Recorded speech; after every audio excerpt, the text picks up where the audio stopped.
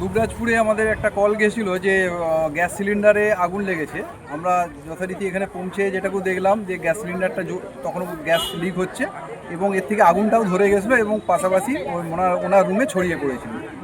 এটুকু আমি সবাইকে একটা বার্তা দিতে চাই যে আমাদের প্রত্যেকেরই বাড়িতে এখন আমরা এই জিনিসটা নিয়ে আছে আমাদের বাড়িতে। এটা কিন্তু অ্যাকচুয়ালি আমরা একটা বোম ব্যবহার করছি বাড়িতে। সুতরাং একটু যদি আমাদের মাথায় একটু সেফটি থাকে যে কি হলে কি হতে পারে সেটা আমি আজকে বলবো, সেইটা যদি মাথায় একটু রাখলে আমরা খুব সহজেই আগুনটাকে নিভিয়ে দিতে পারবো। সেটা হচ্ছে এই যে সিলিন্ডার, এটা LPG cylinder, liquefied petroleum gas এর মধ্যে আছে। এইটা যদি কোনো ক্রমে আগুন লেগে যায়, প্রথম যেটা করবেন, আগুন ধরে গেছে, হয়তো গ্যাস লিক হচ্ছে সেই জিনিসটা আলাদা, আগুন ধরে যা দুটো পর্যায়ে আছে।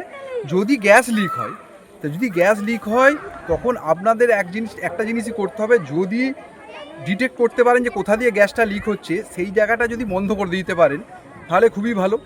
এবং গ্যাস লিকের সময়ে মাথায় রাখতে হবে যে কোনো আমরা ইলেকট্রিক্যাল যে সুইচ আছে তাতে কিন্তু হাত দেবো না মিন্স আলো যদি জ্বলতে থাকে তো জ্বলবে, যদি বন্ধ করা থাকে বন্ধ করা থাকবে।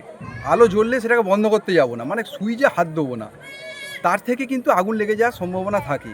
এরপরে হচ্ছে আমরা সবসময় চেষ্টা করব জানালা দরজা খুলে দেওয়া, এবং সেটাও করব বাইক দিক থেকে যদি খুলে দেওয়া যায়, তার ফলে কি ওই গ্যাসটা যেটা আমার স্টোর হচ্ছে রুমের মধ্যে, ওই গ্যাসটা আস্তে আস্তে বেরিয়ে যাবে। এবং ওই গ্যাসটা লিকটা যদি আমি ডিটেক্ট করতে পারি, সেই জায়গাটা আমাকে অতি শীঘ্রই লিকেজটাকে বন্ধ করে দিতে হবে।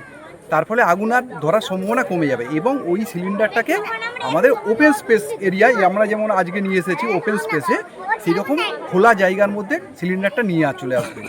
এরপরে যদি আগুন ধরে যায়, যদি আগুন ধরে গেল, আগুন ধরানোর জন্য আমরা সব জায়গায় অ্যাওয়ারনেস প্রোগ্রাম করে থাকি। অলরেডি স্কুল কলেজ সব জায়গায় আমরা অ্যাওয়ারনেস প্রোগ্রাম করি, সেখানে আমরা ডিটেলসভাবে হাতে দেখিয়ে দিই। সেটা হচ্ছে এখানে এই মুহূর্তে তো দেখানো সম্ভব না, আমরা ফায়ার স্পটে আছি এখন। সেটা হচ্ছে সবসময় রান্না করার সময় জল রাখবেন একটা বালতিতে হলেও, কিছু বালি রাখবেন।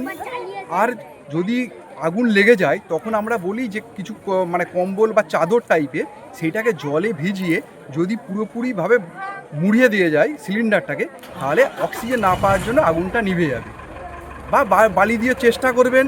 অনেক সময় কি আমাদের যখন আগুন জ্বলছে, আগুনটা বালি মারলাম, আগুন নিভে গেল কিন্তু গ্যাস বেরোতে থাকছে না, তখন এই সাবধানতা যেটা আগে বললাম অবলম্বন করে আপনার গ্যাসটাকে বন্ধ করতে পারলে ভালো। না পারলেও সিলিন্ডারটাকে এমনভাবে বাইরে নিয়ে আসবেন যাতে না ঘর্ষণ হয়, বা লোহার ঘর্ষণ হলে ফ্ল্যাশিং হয়, সেই ফ্ল্যাশিং থেকে আগুন ধরতে পারে।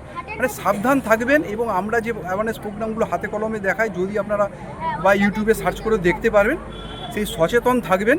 কারণ এই জিনিসটা কিন্তু অনেক দুর্ঘটনা ঘটছে আমাদের ঘাটাল সাব ডিভিশনের এরিয়ায়। আমরা যাচ্ছি অনেক জায়গাতেই এই আগুন পাচ্ছি।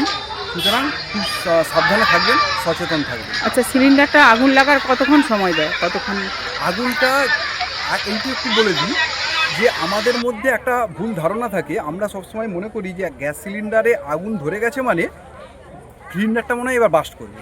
এটা সকলের মনের মধ্যে ধারণা থাকে যে আগুন জ্বলছে, আমরা ওখান থেকে দ্রুত পালিয়ে যাই।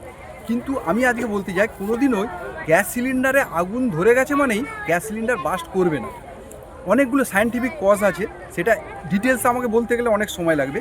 কিন্তু গ্যাস সিলিন্ডারের পাশ দিয়ে আগুনটা জ্বলছে মানে ওই যে গ্যাসটা বেরোচ্ছে সেইটাতে আগুন জ্বলছে, কিন্তু বাস্ট করবে না। কখন বাস্ট করবে না, যখন এই গ্যাস সিলিন্ডারটা কোনো আগুনের ভেতরে থাকবে। মানে চারদিকে আমার একটা রুম আগুন ধরে গেছে, ওই রুমটা পুরো জ্বলছে, তার মধ্যে গ্যাস সিলিন্ডারটা আছে, অনেকক্ষণ আছে, তখন ওই হিটেড হয়ে তখন বাস্ট করতে পারে। কিন্তু শুধু গ্যাস সিলিন্ডারটা রান্না করতে গিয়ে আগুন ধরে গেছে, হু করে মুখ দিয়ে আগুন বেরোচ্ছে, তাহলে কিন্তু বাস্ট করবে না। এবং এইটা ওই কতক্ষণ সময় দেয়, ওই প্রশ্নটা করলেন যেটা হচ্ছে যতক্ষণ গ্যাস থাকবে ওই রকম জ্বলতে থাকবে।